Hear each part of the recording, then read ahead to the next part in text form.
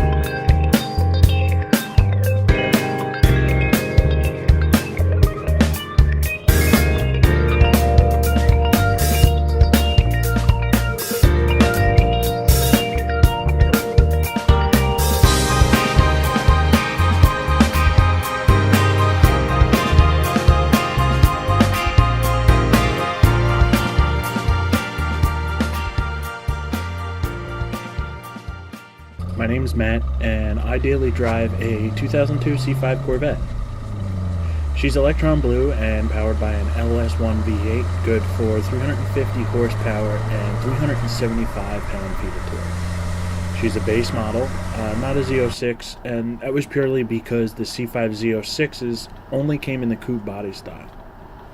She's got a gray interior and is complete with tons of plasticky bits that Chevrolet loved in the early 2000s. She's the hatchback body style and weighs in just north of 3,200 pounds. I bought her back in December of 2017 with a little over 10,000 miles on the odometer, so I've had her roughly 8 months. So, why did I start a YouTube channel just to show my Corvette? Well, honestly, I thought it might be fun and entertaining to talk about what it is like to daily drive a Corvette and any issues I run into. And it's not like I live in a warm climate all year round. It's quite the contrary. I live on the East Coast. We have all 4 seasons, and our winters are generally stuffed with snow. And that was something that I ran into a lot of when I was doing research. The people who daily drove Corvettes always included the caveat, as long as it doesn't snow. And they're right. The girl's not going anywhere in the snow. But I want to cover that in a later episode. Why are we here? Well, there's plenty of channels and posts and forums about daily driving a Corvette. I even saw one reviewing every single month up until month 6. But I'm already at month 8, and generally, if you're going to run into problems, it's going to be after the first 6 months. That is, unless you buy a high mileage car. Still, my Corvette's 16 years old, so I have had issues. But before I get into all the meat and potatoes about owning this machine, I want to talk a little bit about the channel I formed for this project. You see, the original concept cropped up in a conversation with my best friends while I was trying to diagnose and fix a windshield wiper issue. This is not a vehicle most people think of when they're looking for a reliable daily driver. Truth be told, I didn't at first either. And I don't just want to heave all the facts at you as to why it is. So how can I present this channel in an entertaining and informative way? Well, get some good shots, get great sounds from the engine, and go on a cruise down some cool roads.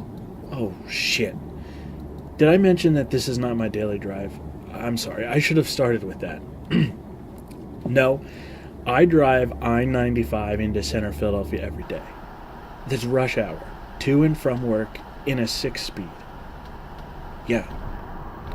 So, I want to present this in such a way that if you're just coming for the car porn, you'll get it. If you're genuinely interested in purchasing a C5, either daily drive or as a weekend car, you'll find the information. And if you're just sitting on the shitter and you want to waste 5 to 7 minutes, you'll feel good about that time at the end. And I didn't just buy this car to daily drive. I bought it to enjoy it. So each episode, I'll try and bring you a different road, different topic, and catch you up on any maintenance or changes I've done since the previous episode. So I guess the first question is, why buy a Corvette? Well, I had to do the research before I bought it. I wanted something reliable and easy to maintain. I don't have any kids, I am unmarried, and the space inside really wasn't an issue. I also grew up in a time that street racing was popular. Need for Speed Underground, Midnight Club, and Fast and Furious were the hot media items in my youth. Now, I'm not a street racer, don't get me wrong, and I certainly don't condone it, but I always wanted to have a sports car that I could customize and make my own. A car is, after all, an extension of your personality. So I started looking. I always liked the Nissan Zs, so I went out and I test drove one. It was great, powerful, quick, handled well. I spun a little wheel when I went around a corner. I liked it. I also went out and test drove a WRX. Loved that as well. Same deal, quick, powerful, handled really well. I mean, that turbo. But then I test drove the C5. And it's not to say that the Z and the Subi didn't answer the call for me, but there's something about the Corvette that spoke to me. I mean, as a car guy, it was everything you wanted in a car. Quick, fast response when it came to handling. It felt good to sit in, you were low to the ground. It had the racing pedigree that the Corvette was built on. But I wasn't just looking for a sports car. I needed a daily driver, so other things would need to be factored in.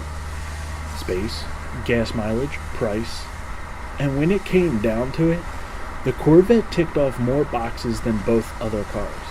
The Corvette got better gas mileage than the Z, was cheaper than the WRX, made more horsepower than both, and had sufficient space so that not only did I feel comfortable, I could sufficiently fit what I wanted to haul with me in the trunk. Yeah, the Corvette got better gas mileage. The original EPA estimate was a combined 22, and the Z was 20.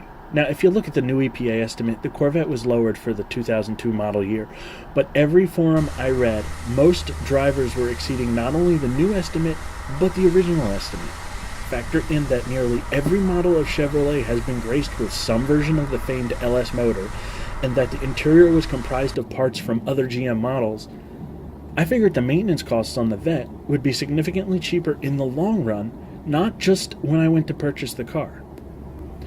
So the Corvette checked nearly every box on my list. It filled every desire for a sports car.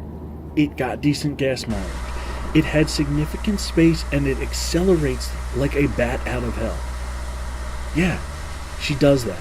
Hitting the gas only brings one phrase to mind: hard charger. Her raw torque is brutal.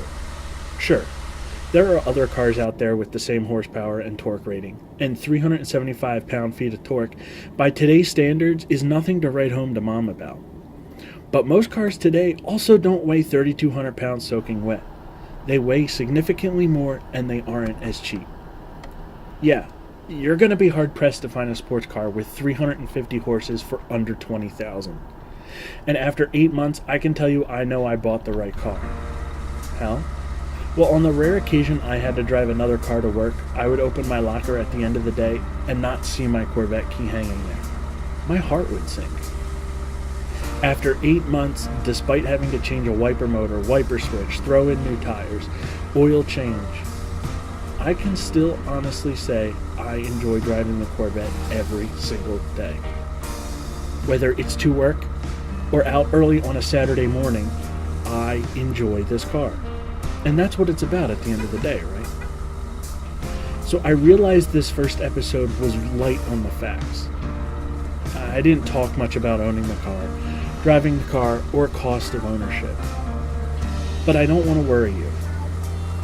I will cover these in the upcoming episodes, and I intend to go into detail.